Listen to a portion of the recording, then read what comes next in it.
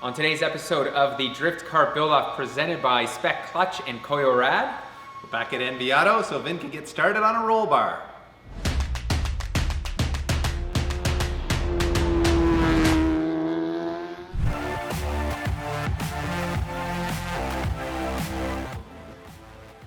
All right, we're here with Vinh and we've been chatting a little bit about roll bar design. You kind of have a plan of how you want to approach this now that we've looked at the rear seat area?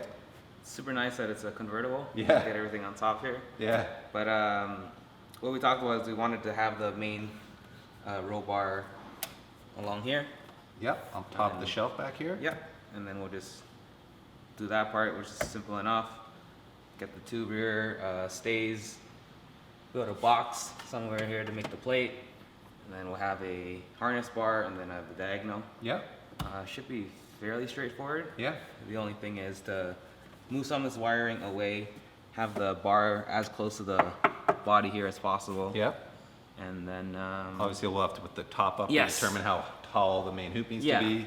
And are you thinking you're going to build a box here that the bar sits on, or are you going to put in like a flat plate here and a flat plate here and go into that joint? Have you thought about that yet? Or? Not, I mean, we'll see exactly how we want to do it. I mean, ideally you want the bar to impact directly this way and not bolted to the side. So we could either make a box here, or if this seems structural enough to make just a plate here, we'll take it apart and kind of take a closer look at it. Yeah, working in this area raises an interesting question too, because typically you would take these rear bars to the rear strut tower. Yeah. But this being a convertible with all the stuff behind the seats, the other designs we've looked at all go to this area. And it looks like this section right here is really heavy duty, as is the side. So even this sort of panel out here isn't quite as heavy duty, although it's still pretty thick. I think we have enough structural strength in that area to work with. I mean, as long as you're able to tie it in as the one piece, so if we just weld some plates together and tie it into the body, that'll typically be strong enough to hold to the whole unit together. Right. Okay. So now that we kind of have a plan, where do you start? So usually for me, I always like to start by getting the mounting or the Base plates? Base plates, Base yeah. plates, yeah. So first what we'll do is kind of pull these seats out, get where we want the base plates to go. We'll clean up all the metal, see if there's any like this. We'll probably have to pop all this off. Yep. That's gonna be a pain to weld and clean up, but clean this all up, pull the wire inward, so once we get the bar in and weld it in, you're still able to service the harness and not keep it Pinched stuck. in there, yeah.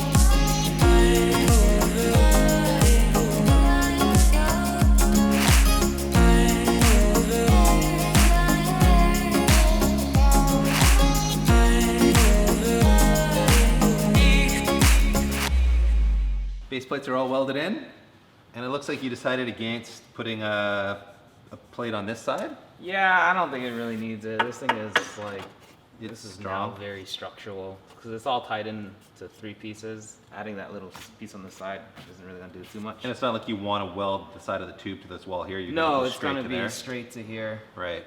Makes sense. Why do work that's redundant? And down here you have done a little extra on the front side. Yeah, well that's just to box it the rest of it in. Before there's this little channel here that for all those wires there. Yep. So this plate just had a big gaping hole in it.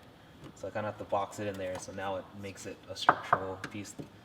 Goes to the side and to the, on 3 different planes pretty Right. much. So it's nice and strong, and you need to just take up this seam, I guess. Yeah, so that's just the last part, but I was MIG welding it to the body, so Right. take the TIG welder and do Take that up, and then afterwards, we're yeah. on to the main hoop at that point. Yeah, so we'll get, we'll mock up our cardboard high technology fitment. Time for some cardboard aided design, Vinh. That's it. Pretty much all we got to do, we'll get the roof back on. We'll shape this to kind of fit our dimensions, and as soon as we get a general shape of how we want the roll bar to be, we'll bend the bar to this nice piece of cardboard here. You see here, we're gonna need to cut off some edges and slowly cut away till we get the final shape of how we want our roll bar to look.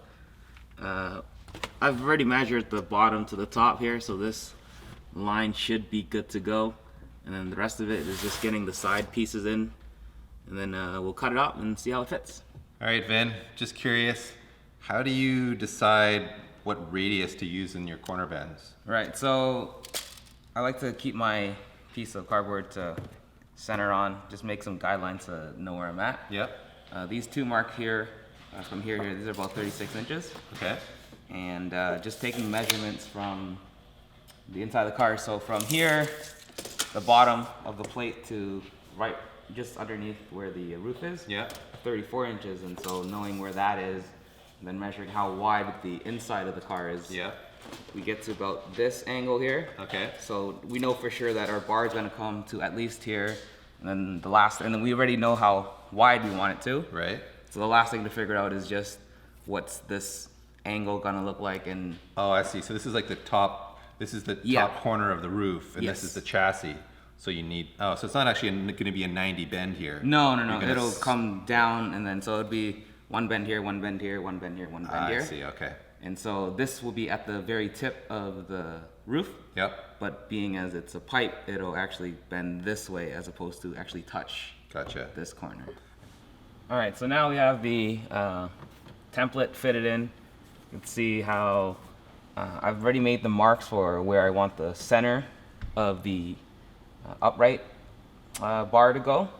And then we'll make it here. So right now here, this part is touching the roof, but with how the bar is gonna bend, it'll actually clear that section right here. And then another thing in taking account is making these template is try to take the contour of the car and try to keep it as nice as aesthetic as possible while maintaining its function. And so with this fitted here, we got clearance up top, we'll have clearance here, and this will bend here as well, and it should fit nicely. So we'll pull this out, bend the bar to match to this, and then we'll see what happens.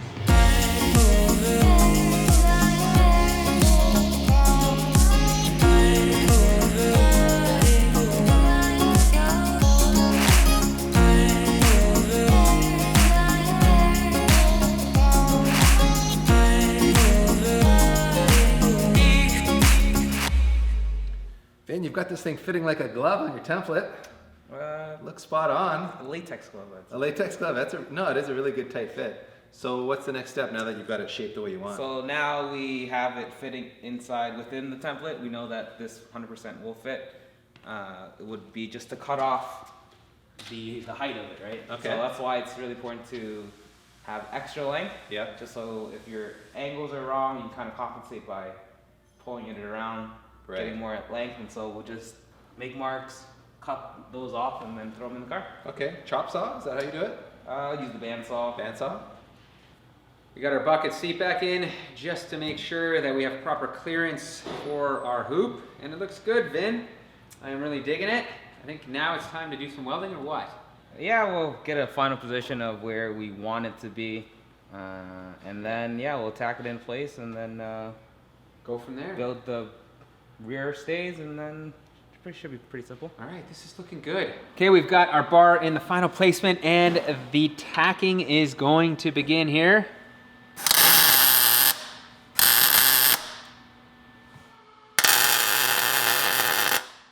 So just from here, the next step with this being tacked in place would be to get the rear stays made. Gotcha.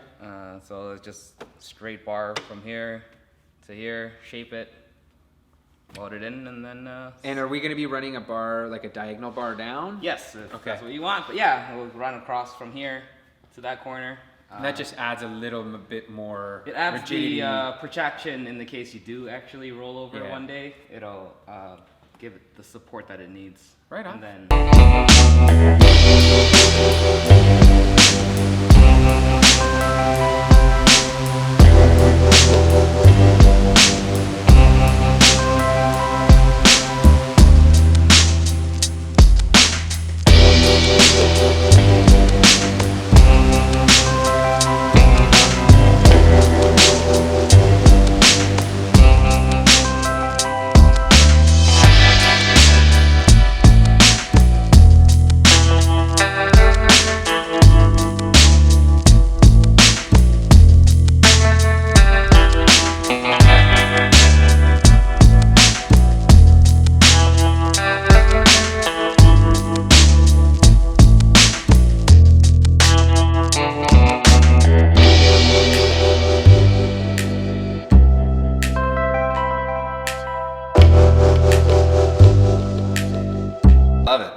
Yeah, I do like the design actually. Yeah, yeah, it really came together well, and We kind of skipped. We did the harness bar only on this side, and we didn't go straight across. But now you can I get like your it. luggage back there, PT. Oh, of or course. maybe even spare wheels and tires, being a drift car and all. Just crawl in, take a nap. Exactly. Or I can just drop them in from the top. This Vin is a has proven convertible. that this is a nappable area back here too. So, Sort of. so what's left? I guess only left is for us to take this back to the shop and put a coat of paint on this thing, put the interior back in, and make it look like a car again.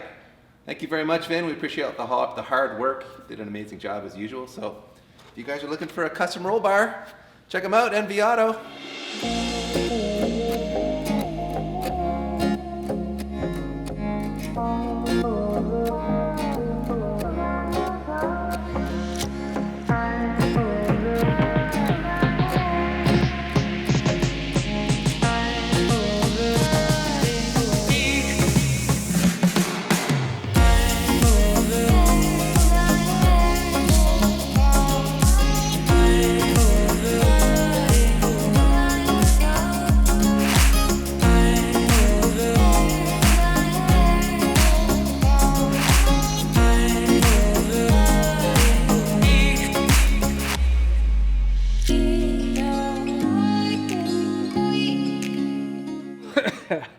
Wow, that last clear coat went on, and holy smokes, did it stink this place up, and it kind of fumigated it pretty badly here. So I hope you really enjoyed the time lapse and kind of seeing the procedure of painting our cage. As you saw, I wiped it off with some acetone before I primed it, and our buddy Luke at 242 Customs ended up giving me a whole bunch of proper paints to spray with.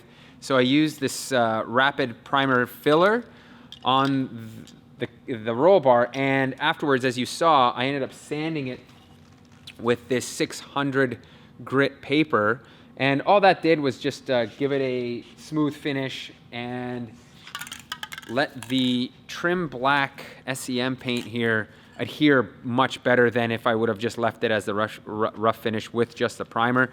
So I used that as the black coat, and as a segue here, Dave and I actually thought about painting this cage, or this roll bar, Phoenix yellow. We really wanted to make it match. We thought it'd be pretty cool, but after a lot of debate and going back and forth with Luke, the problem was this car has a bunch of pearl in it, and you really can't put that into an aerosol and make it look good. And that's another reason why we didn't paint the carbon fiber hood or the front lip, because after talking to Luke, he's like, listen, I could probably paint this. Odds are it's not gonna match, so it's not gonna look that good. So that's why we kind of have left everything bare and ended up painting this black. And the last step, painting this, was using a proper clear coat. And the reason why, normally you wouldn't really clear a cage, but because this is a convertible and it's gonna be more visible than most roll bars, I decided, you know what, to make this thing look good, we're gonna hit it with some clear, and the finish actually looks like it came out pretty glossy, pretty nice. I'm not going to be polishing this or cutting it or doing anything. I think it's as is, pretty damn good. So, sadly, I think that's a wrap on this video. We'll end up putting the interior back together. We've got a couple more things to do in the interior on the next episode. So, as always, thank you for watching. If you like this video, please give me a thumbs up. Make sure to hit the notification bell to follow along this build, and check out our Patreon page. Throw us a couple bucks, because this M3 is about to go under the knife with a lot of mechanical work, and I know that is not going to be cheap.